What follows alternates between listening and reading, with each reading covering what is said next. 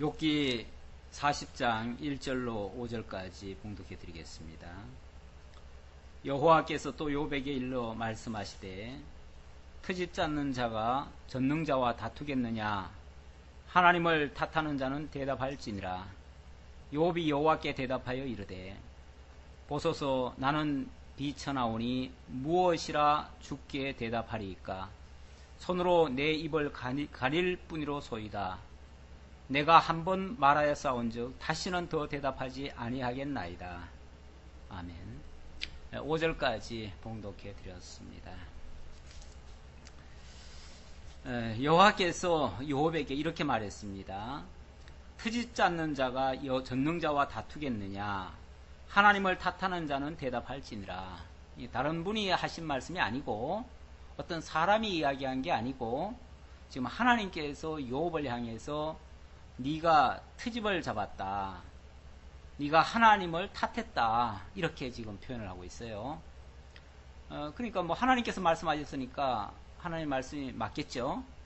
그렇다면 욥의 말 속에 트집이 있었다는 얘기고 하나님을 탓했다는 이야기가 있습니다. 그렇죠? 우리가 욥을 그동안 상당히 이제 의로운 걸로만 이야기를 하다 보니까 마치 완전한 자인 것처럼 그렇게 표현을 했던 것 같아요. 그동안 많은 사람들이 욥에 대해서 너무 완벽한 것처럼 그렇게 얘기를 했는데 욥도 여전히 인간입니다.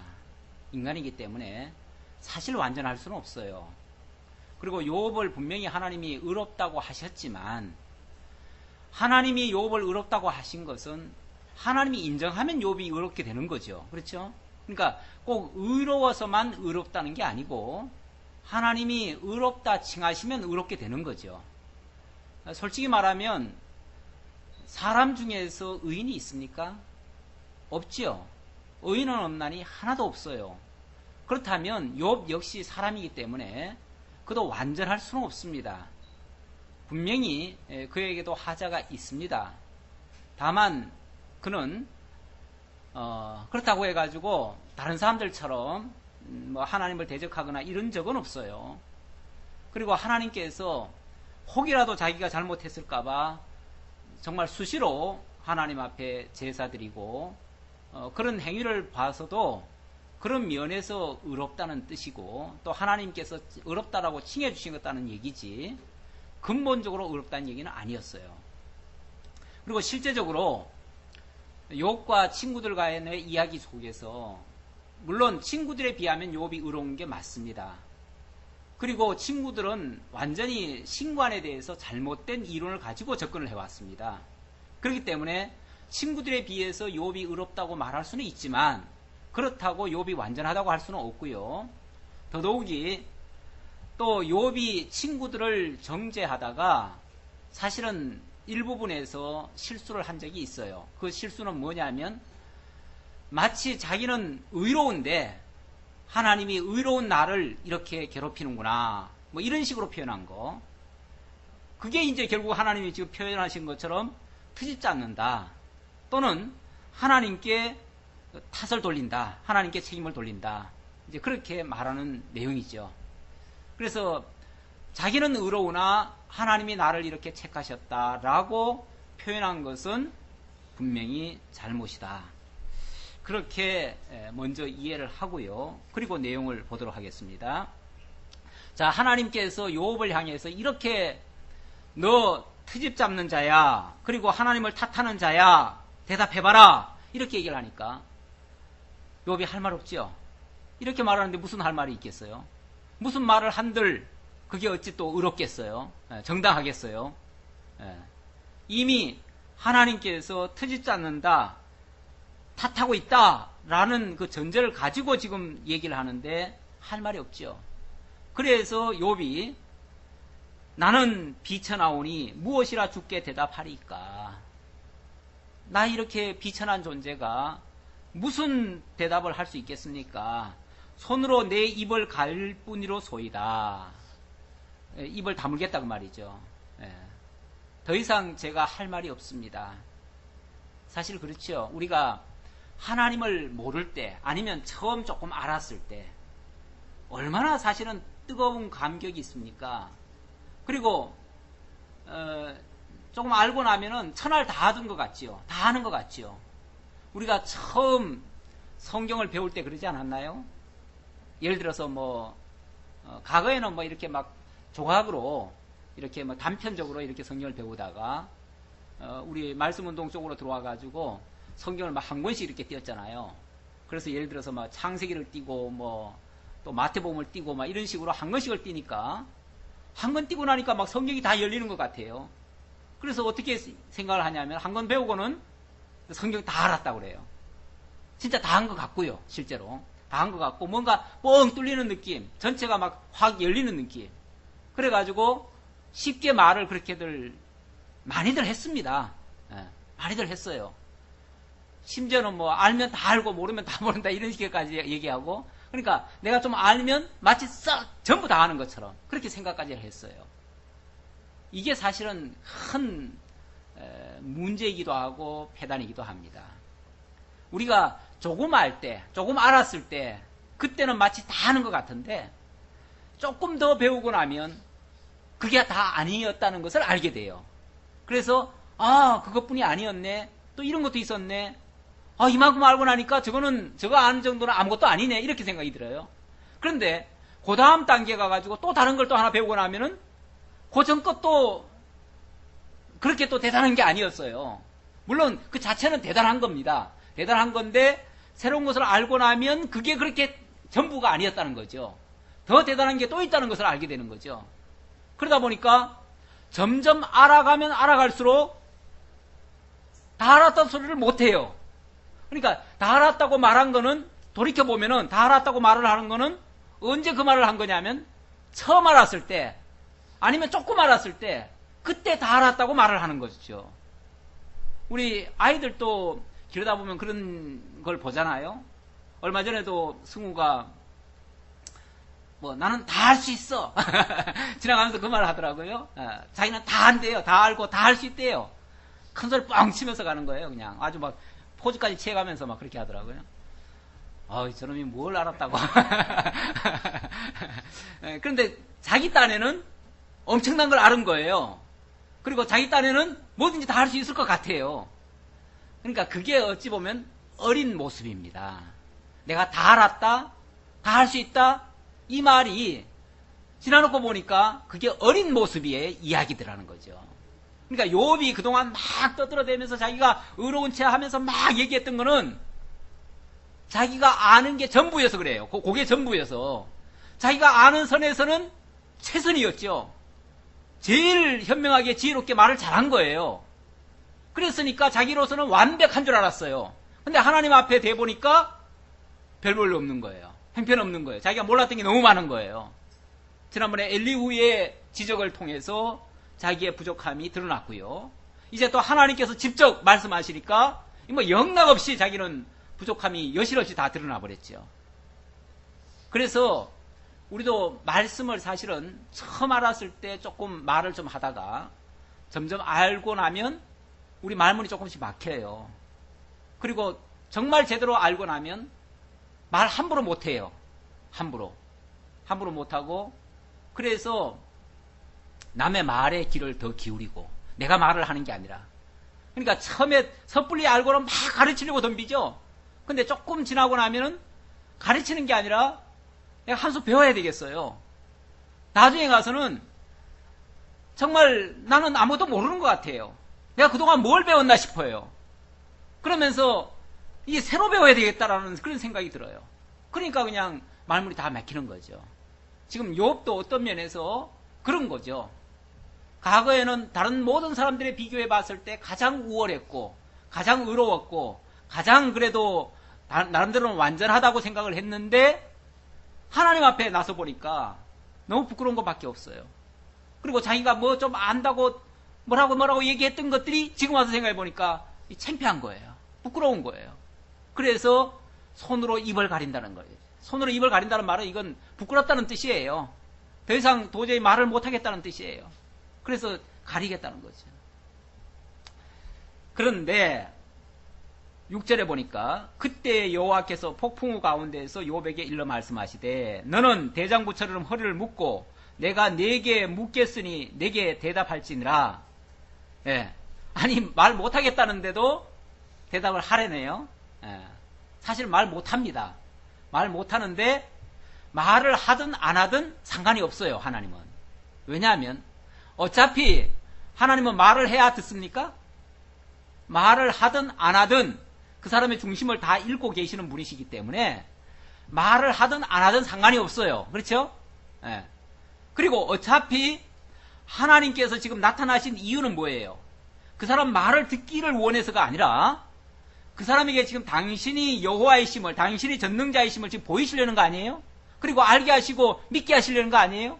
그러니까 그가 듣든지 그가 또 말을 하든지 안 하든지 상관없이 당신은 당신 하실 말씀을 하시는 거죠. 그렇죠? 그러니까 사람의 말에, 사람의 입에 하나님은 의지하지 않아요. 이미 다 읽고 계시기 때문에 그래요. 그러니까 벌써 하나님의 말씀을 듣고 욥의 마음 상태가 변화되면 그걸 하나님은 벌써 음성으로 다 듣고 계시는 거예요. 예. 그렇기 때문에 그 말을 했다 안 했다는 의미 없어요. 별 의미 없는 얘기예요. 예. 다만 뭐 욥 입장에서는 더 이상 말을 못하는 거고요. 예. 그래도 하나님은 말씀을 하신다. 왜냐하면 하나님을 알게 하려는 것이 목적이니까. 원래 계시가 목적 아닙니까? 그렇죠? 성경을 우리에게 주신 것도 당신을 계시하려는 게 목적이지 우리 보고 뭐라고 그거 가지고 떠들어대라고 하는 게 아니에요. 우리로 하여금 뭐 그거 알고 알았다고 막 떠벌리라고 지금 얘기하는 게 아니고 당신이 그냥 자신을 조용히 우리한테 알게 해주려고 기록해 놓으신 거예요. 이때야 물론 뭐 성경이 없었으니까 그때는 말씀으로 직접 하시는 것이고. 자, 무슨 말씀 하시는가? 내가 내 공의를 부인하려느냐? 너가 내 공의를 부인하려느냐? 너의 의를 세우려고 나를 악하다 하겠느냐? 욥의 말 속에 이제 실수했다는 것이 뭐냐면 내가 이렇게 의로운데 하나님이 나를 이렇게 까닭없이 나를 치셨다. 이런 식으로 얘기를 했잖아요. 그런 식으로 얘기를 하니까 그렇다면은 자기는 의로운데 하나님은 의로운 자를 갖다가 까닭없이 이유 없이 쳐버렸으니까 뭐가 되는 거예요? 자기 의 세우려고 하나님을 불의한 자를 만드는 꼴이 됐죠. 그렇잖아요. 아무 잘못 없는데 하나님이 일방적으로 쳤으니까 그건 하나님이 불의하신 거죠. 그러니까 네 의를 세우려고 나를 불의하게 만들었느냐 그 말이죠. 그건 욥이 그런 의도는 없었습니다. 절대. 그런 의도는 없었지만 결과적으로 그렇게 말을 해버리면 하나님께 그 책임을 돌리는 것이고 하나님께 책임을 돌리는 것은 결국 자기 의를 세우려고 하나님에게 불의를 돌리는 꼴이 된다 그 말이죠. 좀 찔리는 거 없어요? 우리도 가끔 뭐 일이 잘못된 거 가지고도 뭐라고 얘기합니까? 하나님이 하게 하셨어. 우리는 뭐 걸핏하면은 하나님 탓을 얼마나 돌립니까? 뭐든지 다 하나님이 하게 하셨다고. 하나님이 안 하신 게 어디 있어요? 다 했지요. 했지만 하나님이 나로 하여금 어쨌든 실수를 통해서 그것이 잘못이 드러나게 하셨다. 고로 잘못한 자는 나다. 이렇게 말을 해야 맞지. 정직한 얘기지. 자기는 쏙 빠지고 자기가 의롭다는 거, 자기는 잘못 없다는 걸 얘기하려고 하나님이 하게 하셨어. 쟤도 하나님이 짓게 하셨어. 그래 버리면은 그럼 뭐야? 나는 의롭다는 얘기죠. 나는 가만히 있는데 하나님이 죄 짓게 했다는 얘기 아니에요. 그렇죠? 그럼 나는 의로운데 하나님은 죄를 짓게 했으니까, 의로운 자를 죄를 짓게 했으니까 뭐가 된 거예요? 하나님이 불의하신 거죠. 결국 나를 의롭게 하려고, 나의 정당성을 입증하려고 하나님께 책임을 밀어버린 거니까 하나님께 죄를 돌린 거죠. 지금 욥이 실수한 게 그 실수라고 말이에요. 그 실수를 많은 사람들이 지금도 저지르고 있어요. 그러니까 하나님이 하신 거는 맞는데 그 하나님이 하셨다라고 나는 쏙 빠져나가면 안 돼요. 하나님이 나로 하여금 죄 속에 가두어 가지고 사단의 종로로 타게 만들어 놓은 건데 그러면 내가 종로로 탄 거지. 그걸 왜 하나님한테 책임을 돌려요? 물론 뭐 야고보서 배울 때 좀 더 나오겠지만, 우리가 시험에 빠졌을 때에 하나님께서 우리를 시험하신다 이렇게 말을 하지 말라고 그러죠. 하나님은 악에게 시험을 받지도 아니하시고 신이 시험하지도 않으신다 이렇게까지 표현하죠. 물론 그 의미가 약간 다를 수도 있지만 그 논조는 뭐 그 말이에요. 하나님께 책임 돌리지 말라 그 말이죠. 하나님께 책임 돌리지 말아라. 너무 하나님께 쉽게 우리가 돌려버려요. 그러면 자기는 쏙 빠져나가고. 그런데 그게 아니에요. 하나님이 그렇게 섭리하셨을 때는 우리로 하여금 거기에서 당해야 되고 거기에서 뭔가 깨달을 게 있어야 되기 때문에 그래서 하나님이 하게 하신 거예요. 그렇다면 거기서 내가 회개를 해야 되고 내가 반성을 해야 되고 내가 돌이켜야 되고 내가 뭔가를 이게 잘못됐다는 걸 알아야 되는 것이지. 나는 쏙 빠져나가고 나하고는 아무 상관없이 그냥 하나님이 하게 하셨다 그러면 그러면은 그 책임이 완전히 하나님께 돌려지는 거 아니냐 그 말이죠. 우리가 너무 하나님의 주권을 강조하던 나머지 완전히 인간은 아무것도 아닌 것처럼 그렇게 돌려버리고 그렇게 하는 거는 좀 무책임한 행위다 그 말이에요.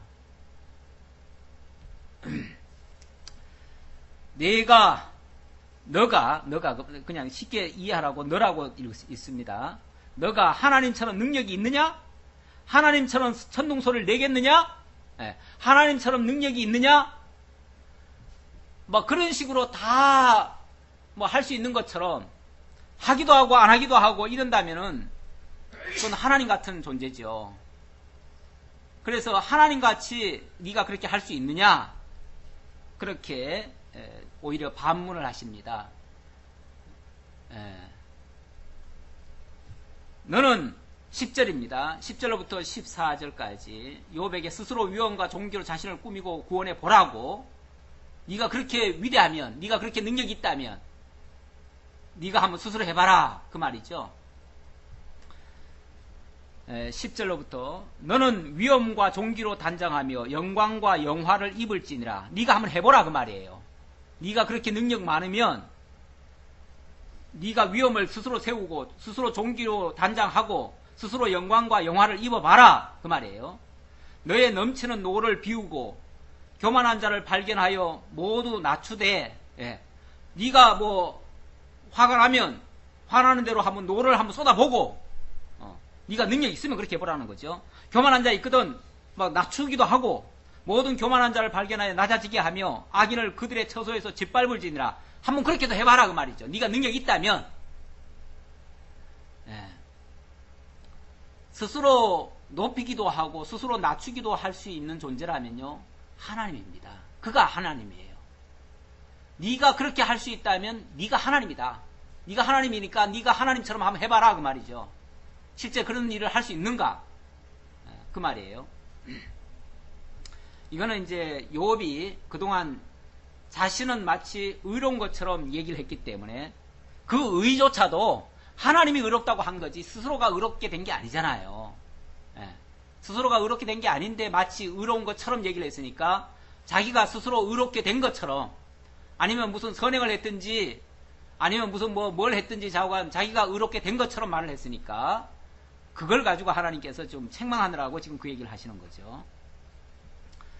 그들을 함께 진토에 묻고 그들의 얼굴을 싸서 은밀한 곳에 둘지니라. 그리하면 내 오른손이 너를 구원할 수 있다고 내가 인정하리라 그 말이에요. 그렇게 만약에 네가 스스로를 높이기도 하고 교만한 자를 낮추기도 하고 네가 뭐 상을 주기도 하고 뺏기도 하고 네가 하고 싶은 대로 할 수 있다면 내가 너 하나님이다 하고 내가 인정해 주마 그 말이죠. 그런데 그럴 수 있어요? 없죠. 없으니까 결국 찍소리 하지 말라 그 소리죠. 그 소리 치지 말라. 너 스스로 의롭다 소리 하지 말라 그 말이죠. 제가 가끔 그 질문을 한번 던진 적이 있죠. 우리가 의인입니까? 죄인입니까? 제가 그런 질문 던졌는데 하나님이 의롭다고 하시니까 우리 의인이죠.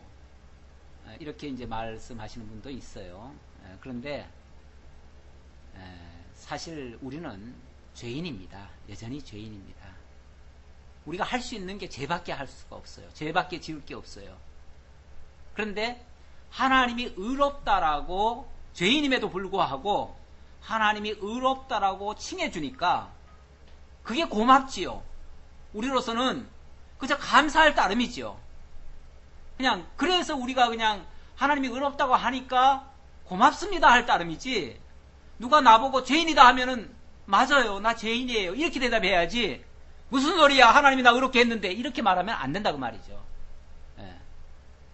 나는 죄인이 맞아요. 죄인인데 하나님이 의롭다고 칭해준 거니까, 하나님이 의롭다고 칭해줬으니까 감사하게, 또는 당당하게, 조금 적극적으로 말하면 당당하게 살아갈 수는 있지요. 그렇게 하나님이 의롭다고 했는데도 불구하고 나는 죄인으로서이다 이렇게 숙이고 살 필요는 없지요. 그럴 필요는 없지만, 만약에 우리가 어떤 잘못에 빠졌다든지 누가 책망한다면은 그때는 당연하게 받는 것이 맞아요. 그런 거 가지고 발끈할 이유가 없어요. 자, 15절입니다. 15절로부터 24절까지 하나님께서 가장 큰 동물 베못을 잡을 수 있느냐고 질문하십니다. 앞에서 욥이 네가 하나님 같은 그런 능력이 있느냐라고 질문했다가 여기서는 좀 더 구체적으로 네가 베못 같은 그런 동물을 잡을 수 있느냐라고 질문을 합니다. 물론 욥에게 그런 능력이 있는지를 스스로 확인해 보라고 지금 질문 던지는 거죠. 15절입니다. 이제 소같이 풀을 먹는 베못을 볼지어다. 내가 너를 지은 것 같이 그것도 지었느니라. 옛날에는 이 베못이라는 것을 하마라고 번역을 했어요. 하마. 구역 성경에는 하마라고 번역했는데, 하마라는 단어가 적합치 않아요. 그냥 옛날에는 그냥 추정을 해가지고 이게 하마를 가리키는가 보다 해가지고 그냥 하마라고 번역을 했는데 그게 잘못된 번역이에요. 그래서 이번 성경에는 그냥 베못이라고 그대로 나왔습니다. 근데 이거를 달리 어떤 짐승인지 알 수가 없어요. 다만 그 베못이라고 하는 단어의 의미가 가장 큰 동물이라는 뜻이에요. 그러니까 얼마나 큰지, 이걸 뭐 지금 여기서 표현한 걸로 봐가지고는 무시무시할 정도의 그 큰 동물이에요. 그러니까 저 바닷가에서 있는 그 하마를 생각하면 안 돼요. 그런 하마로 생각할까봐 지금 그게 아니라고, 베못이라고 지금 다시 못을 박아서 이야기합니다. 그것의 힘은 허리에 있고 그의 뚝심은 배의 힘줄에 있고 그것이 꼬리치는 것은 백향목이 흔들리는 것 같고 그 넓적다리 힘줄은 서로 얽혀 있으며 그 뼈는 녹광 같고 그 뼈대는 세막대기 같으니, 이게 뭐 그냥 우리가 상상만 해봐도 그 뼈가 녹관 같대잖아요. 녹관. 이 쇠파이프 같고 그 뼈대도 쇠막대기 같대요. 그러니까 얼마나 단단하고 또 크고, 그래가지고 한번 그냥 꼬리 치면은 백향목이 막 저 산에 있는 백향목이 흔들린다는 거죠. 천지가 진동하는 모습이죠. 그런 식으로 어마어마한 힘과 크기, 그런 게 있다는 거죠. 19절. 그것은 하나님이 만드신 것 중에 으뜸이라. 하나님이 만들어 놓은 모든 피조물 중에 가장 으뜸, 가장 큰 동물이라 그 말이죠. 그러니까 이게 너무 커가지고 도대체 무슨 동물인지 몰라요. 모르는데, 지금 이런 동물이 있습니까? 없죠. 이 지구상에서는 현재로서는 제일 큰 게 뭐 코끼리 정도밖에 없어요. 그렇죠? 그러니까 그 이상의 동물은 우리가 구경을 못 해봤어요. 그런데 이제 옛날에 그 백악기 뭐 이렇게 보면은 거기 뭐 큰 공룡들이 있었다고 그래요. 그런데 그런 뼈들이 있는 걸 보면 그게 무슨 거짓은 아니죠. 있긴 분명히 있었죠. 있었는데 그렇게 큰 동물이 왜 지금은 없죠? 네? 이게 이제 멸절됐다는 얘기죠. 그렇죠? 멸절됐어요. 뭐 분명히 멸절된 그 시기로 보면 노아의 홍수 시대에 멸절됐다고 볼 수 있고요. 하나님께서 노아 홍수 시대에 그 큰 동물들은 다 안 실은 것 같아요. 그렇죠? 거기 큰 동물들은 안 씻고 아마 커트라인을 코끼리로 잡았던 것 같아요. 그래가지고 코끼리 이상은 안 실었던 것 같아요. 그래서 나머지들은 다 진멸을 당했어요. 이제 여기서 우리가 조금 생각해 볼 수 있는 게, 부가적으로 생각해 볼 수 있는 게, 초식동물인데도, 여기 초식동물이라고 돼 있죠? 소처럼 짚을 먹는다고 돼 있나요? 소같이 풀을 먹는다고 그랬죠? 초식동물입니다. 초식동물인데도 이렇게 커요. 근데 사실은 지금 현재 지구상에도 보면은 초식동물이 더 큽니다. 코끼리도 초식동물이죠? 그래도 크죠? 소 뭐 이런 것들도 다 초식동물입니다. 그런데도 커요. 우리는 몸이 건강하고 힘이 있으려면은 고기를 먹어야 되는 줄 아는데 풀 먹고도 이렇게 크고 힘있고 이럴 수 있다는 것을 지금 볼 수 있고요. 또 강한 것은 적자생존 법칙에 의하면 강한 것은 살아남죠. 그리고 약한 것은 소멸되는 게 맞죠. 그렇죠? 그런데 이렇게 강한 것이, 이게 세상에서 이런 짐승은 더 이상 없다고 그랬잖아요. 근데 이렇게 강한 것이 지금 있어요, 없어요? 없잖아요. 근데 강한 것이 결국은 멸절을 당하고 오히려 약해 보이는 그런 생명체들이 지금 얼마나 더 활개를 치고 있습니까? 지금 보면요, 우리가 정말 미천하게 여기는 그런 곤충들이나 이런 것들이요, 더 많이 번성하고 있습니다. 약한 것일수록 더 많이 번성해요. 이것만 봐도 적자생존 법칙이 아니에요. 그렇죠? 오히려 하나님께서 약한 것들은 더 오래 살게 만들고, 강한 것들은 더 일찍 진멸당하게 만들고, 이런 식으로, 그러니까 사람의 생각과는 달라요. 우리 이론과는 달라요. 그렇죠? 이것도 결국 하나님이 지으셨다. 15절에 그 말 아닙니까? 내가 너를 지은 것 같이 그것도 지었느니라. 내가 지었다고 말이죠. 내가 그렇게 지어놨고 내가 그렇게 섭리했다. 하나님이 그 초식동물이 가장 크게 만들어 놓기도 하고, 가장 큰 동물이, 가장 강한 동물이 진멸당하게도 만들고, 이게 이제 일반 상식과는 안 맞는 얘기인데 그게 하나님이 그렇게 섭리하신 거다 그 말이죠. 그러니까 일반론으로 설명하는 것들이, 일반 과학적 이론 가지고 설명하는 것들이 안 맞는 게 너무 많아요. 그러니까 그런 것들을 신뢰할 이유가 없습니다. 그렇죠? 우리가 성경에 근거가 있으면 인정을 하고, 그렇지 않으면 우리가 굳이 그렇게 인정할 이유가 없어요. 성경이 오히려 더 정확한 해답을 가지고 있기 때문에 그렇습니다.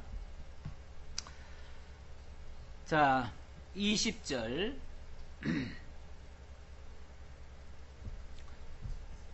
모든 들짐승들이 뛰노는 산은 그것을 위하여 먹이를 내느니라. 모든 들짐승들이 뛰노는 산은 그것을 위하여 먹이를 낸다. 우리 옛날에 어린애를 낳으면 지 먹을 것은 다 가지고 나온다는 말을 했죠. 어른들이 그런 말을 했어요.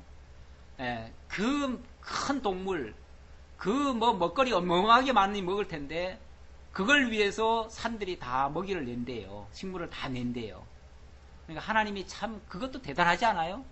나는 어쩌다가 이렇게 서울 시내 가가지고 신도림을 가면은 사람이 어마어마하게 쏟아져 나오는데 그때마다 꼭 그 생각이 들어요. 야, 이 많은 사람들이 다 먹고 살잖아요. 다 뭘 해먹고 살든지 자고 다 해먹고 살아요. 이거 정말 대단한 역사다. 엄청난 놀라운 역사 아니에요? 어떻게 먹고 살았든지 자고 다 먹고 살아요. 그런데 하물며 저 들판에 그 동식물들, 그것들도 다 먹고 살잖아요. 사실은 뭐 가끔 굶어 죽는 것들도 있긴 있지만은 그것도 어떻게 보면은 필요해가지고 굶어 죽고요. 또 굶어 죽어야, 한쪽에 굶어 죽어야 또 그걸 먹고 사는 존재가 또 있어요. 그렇기 때문에 그것도 균형 맞추느라고 사실은 그렇게 되는 경우가 많아요. 그러니까 한쪽이 굶어 죽는다고 해가지고 아주 굶어 죽는 게 아니고 그것도 균형을 맞추기 위해서 그렇게 돌아가요. 이걸 모르는 사람들은 그게 자연의 섭리다 그렇게 얘기를 하지만 하나님께서는 자연의 섭리가 아니라 하나님께서 모든 들짐승들이 뛰노는 사람 그것을 위하여 먹이를 낸다고 했어요. 다 먹고 살게끔 했다는 거예요. 하나님이. 그것이 연잎 아래에나 갈대 그늘에서나 늪 속에 엎드리니 연잎 그늘이 덮으며 시내 버들이 그를 감싸는도다. 강물이 소용돌이 칠지라도 그것이 놀라지 않고 요단강 물이 쏟아져 그 입으로 들어가도 태연하니 그것이 눈을 뜨고 있을 때 누가 능히 잡을 수 있겠으며 갈고리로 그것의 코를 깰 수 있겠느냐. 너무너무 강하다는 것을 이야기하면서 네가 이것을 잡아가지고 네가 주관하고 다스리고 이렇게 할 수 있겠느냐 그 말이에요. 지금 말하는 의도는요, 하나님의 말씀의 의도는 욥, 너 이런 것 하나라도 네가 주관할 수 있느냐, 네가 먹이 줄 수 있느냐, 네가 키울 수 있느냐, 네가 잡아서 네 마음대로 끌 수 있겠느냐 그 말이에요. 못하죠? 아마 이 말 물었을 때 욥은 말은 안 했지만 속으로 그랬을 거예요. 그래, 난 그거 하나도 못해. 나는 아무것도 못해. 결국 그의 입에서는요, 나는 부족한 존재입니다. 나는 연약한 존재입니다. 나는 아무것도 할 수 없습니다. 하나님만이 하실 수 있습니다. 이 소리밖에 나올 게 없을 거예요. 그렇죠? 결국 이 말을 하나님이 요구하시는 거죠. 나는 무능한 존재입니다. 나는 아무것도 할 수 없습니다. 하나님만이 전능하십니다. 이 얘기를 하나님은 말씀하기를 원하셔서 결국 이렇게 질문하시고, 욥이 입을 안 열어도 하나님은 그 음성을 듣고 계셔요. 그 중심을 다 알고 계시니까. 실제로 이제 42장에 가면 욥이 그 말을 하지요. 하나님은 전능하시고 무소부재하시고 결국 자기로서는 아무것도 할 수 없다고 그 말 고백하죠. 마지막에 그 말 합니다. 자, 계속해서 41장으로 넘어갑니다. 41장 1절로 11절. 이번에는 리워야단에 대해서 이야기를 하는데요. 제가 여기다가 영물이라고 표현을 했습니다. 하나님께서 영물인 리워야단을 능히 주관할 수 있느냐고 질문을 하셨다라고 말을 했는데, 여기에 제가 이제 좀 설명이 좀 필요합니다. 갑자기 영물이라는 표현을 왜 했을까? 여기는 동물을 얘기하는 것 같은데. 네. 자, 한번 읽어봅시다. 41장 1절로 우리 한번 조금 읽어볼까요? 교독 좀 해볼까요? 내가 낚시로 리워야단을 끌어낼 수 있겠느냐? 녹군으로 그 혀를 맬 수 있겠느냐?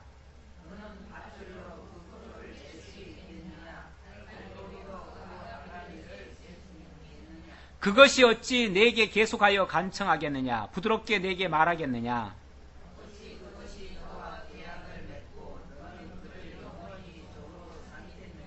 내가 어찌 그것을 새를 가지고 놀듯 하겠으며 내 여종들을 위하여 그것을 메어 두겠느냐?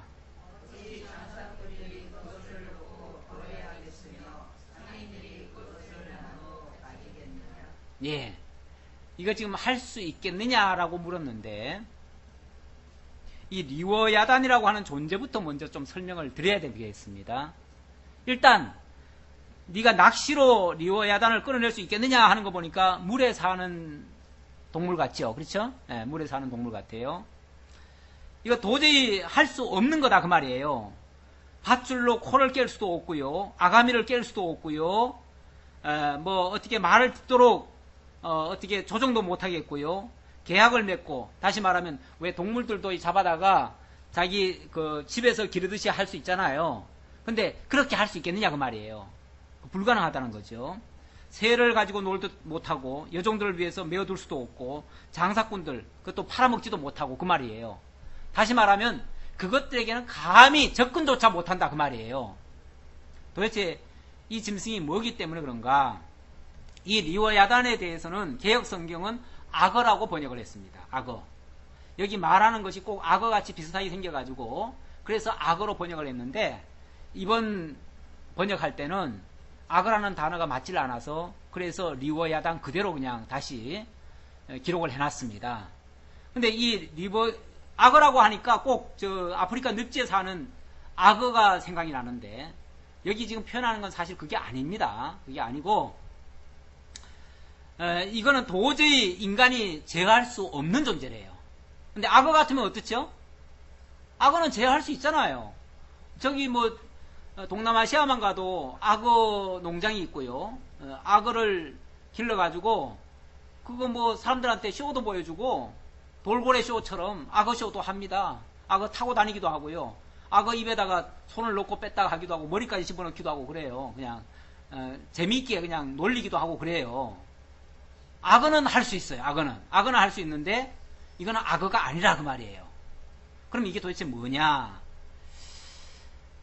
성경 하나 찾아봅시다. 성경 어딜 찾아보냐면은 이사야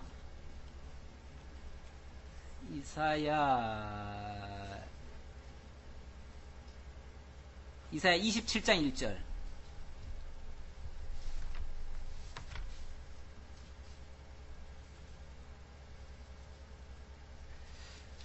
성경에 리워야단이라고 하는 그 존재가 여러 번 나왔습니다. 여러 번 나왔는데 이사야 27장 1절에는 그 리워야단의 정체에 대해서 아주 잘 설명했어요. 27장 1절을 보면요. 그날에 여호와께서 그의 견고하고 크고 강한 칼로 날렘뱀 리워야단 곧 꼬불꼬불한 뱀 리워야단을 벌하시며 바다에 있는 용을 죽이시리라. 그때에 그랬죠. 그날이 무슨 날이죠? 어떤 심판의 날입니다. 심판의 날에 하나님께서 크고 강한 칼 가지고 이 날렘뱀 리워야단을 제거를 하신대요. 제거를 하시는데 그걸 다른 말로 또 뭐라고 번역했어요? 용이라고 번역을 했어요. 그러니까 이게 결국은 뱀이고 용이에요. 그리고 마지막에 하나님께로부터 뭘 받아요? 심판을 받아요. 그럼 뭐겠어요? 결국은 이게 그냥 이 동물 악어나 뱀이나 이런 존재를 얘기하는 게 아니에요. 사실 용만 해도 용이 이게 실제 동물입니까? 아니죠. 이건 상상의 동물이에요. 지금까지 인간 중에서 용을 본 사람이 없습니다. 그렇죠? 본 사람이 없어요. 그래서 상상으로 용을 그려요. 무시무시하게 그리죠. 무시무시하게 그리는데 자관 대단한 존재이긴 해요. 근데 이거를 인간이 어떻게 할 방법이 없어요. 근데 이거를 하나님께서 맨 마지막 날에 이거를 먼저 제거하신대요. 그게 이제 결국 예수님께서 다시 재림하실 때 먼저 천사를 보내가지고 잡아다가 무적행에 집어넣는다고 그랬잖아요. 네. 결국 사단을 가리키는 그런 상징적인 동물이에요. 사단을 가리키는 상징적인 동물. 그러니까 옛 에덴 동산에서는 옛 뱀이라고 했고 마지막 종말에는 용으로 등장하는 그런 존재라는 거죠. 결국 이 리워야단은 욥기에서도 결국 그런 존재를 가리키는 내용이 되겠어요. 그렇죠? 그렇게 봐야 되겠죠. 그렇게 봤을 때 이거는 영물이고요. 영물이라면 결국 하나님께서 지금 말씀하시는 의도는 영계까지 하나님께서 다 창조하셨고 주관하시고 다스리고 계시다는 것을 지금 보여주는 장면이죠.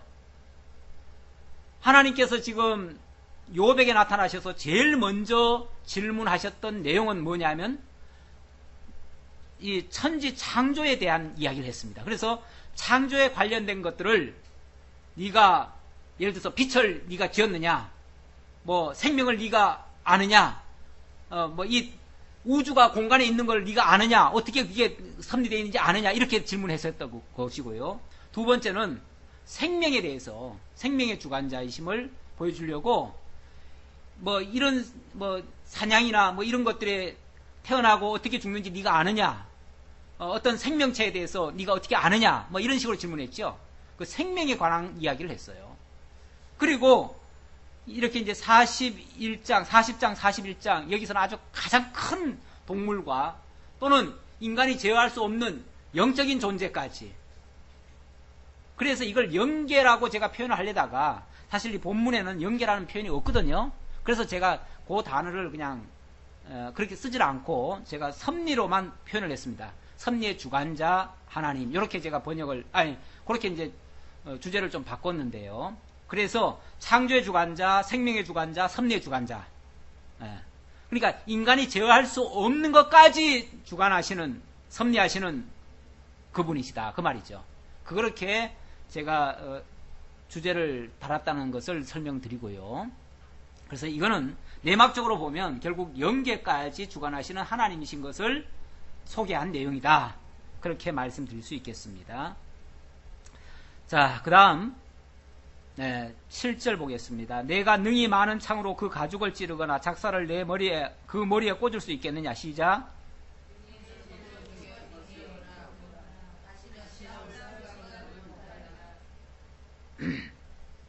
참으로 잡으려는 그의 희망은 헛된 것이니라.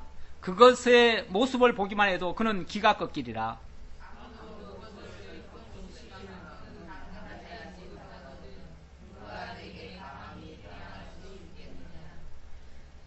그것도 하나 대항하지 못하는 존재가 감히 그것을 지은 나에게 대항할 수 있겠느냐 그 말이죠.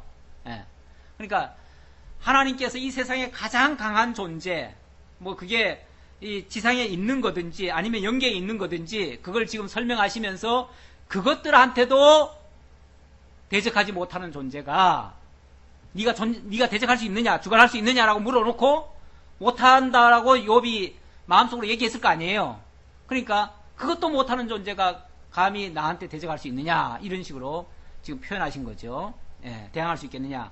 그러면서 누가 먼저 내게 주고 나로 하여금 갚게 하겠느냐. 온 천하에 있는 것이 다 내 것이라 이렇게 말했습니다. 누가 먼저 내게 주고 나로 하여금 갚게 하겠느냐.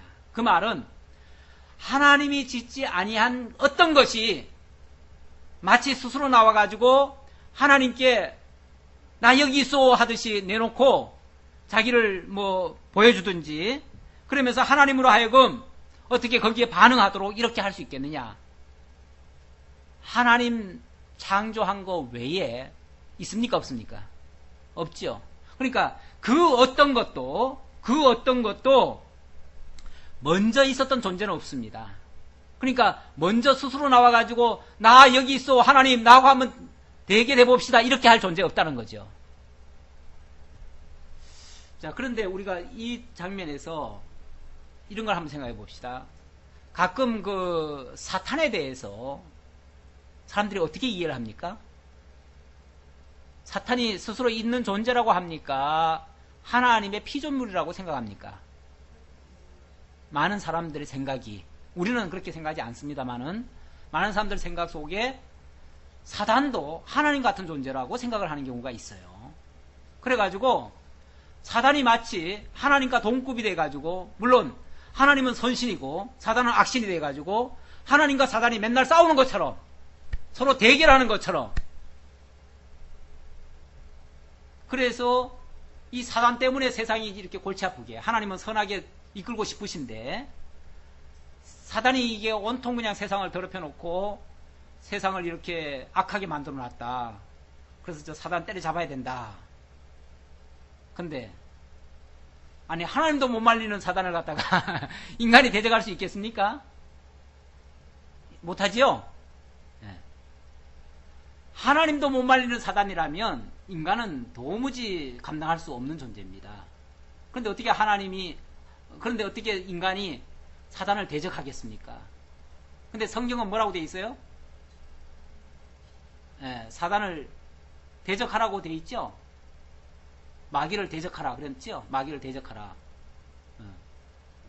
물론 우리 힘으로 그 사단을 이길 수는 없습니다. 그거는 이제 그 사단의 종로로 타지 말라 그런 뜻이겠죠. 물론 사단의 종로로 하지 말라 그런 뜻이죠. 왜냐하면 그 사단을 지배하는 자가 하나님이시니까 하나님께 순복하고 사단에게 종로로 하지 말라 이런 뜻으로 말씀하신 것이겠죠. 분명히 사단이라고 하는 존재도 영적인 존재이긴 하지만 하나님 없이 스스로 존재하는, 자존하는 존재가 아니에요. 자존하는 것은 하나님 외에는 없습니다. 그러니까 누가 먼저 내게 주고 나로 하여금 갚게 할 수 없어요. 하나님 앞에 스스로 나서가지고 하나님과 맞짱 뜰 존재가 없어요. 네.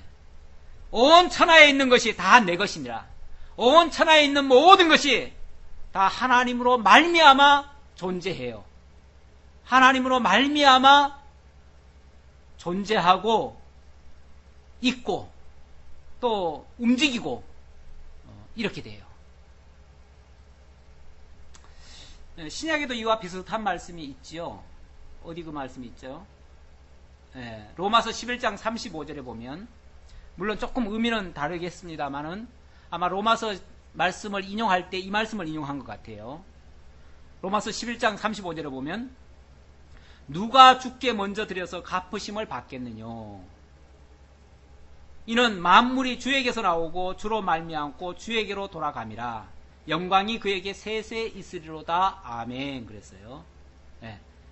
모든 것이 주에게서부터 나왔고 주로 말미암아 움직이고 있고 마침내는 주에게로 다 돌아가요. 이것이 이 세상 피조물들이에요. 결국 하나님 외에는 스스로 자존하는 존재가 없어요. 자존하는 존재가 없는데 의롭다고 말할 수 없죠. 스스로 완전한 것처럼 얘기할 수가 없죠. 그러니까 그런 것에 대해서 단호히 아니라고 말씀하시는 그런 내용이 되겠습니다.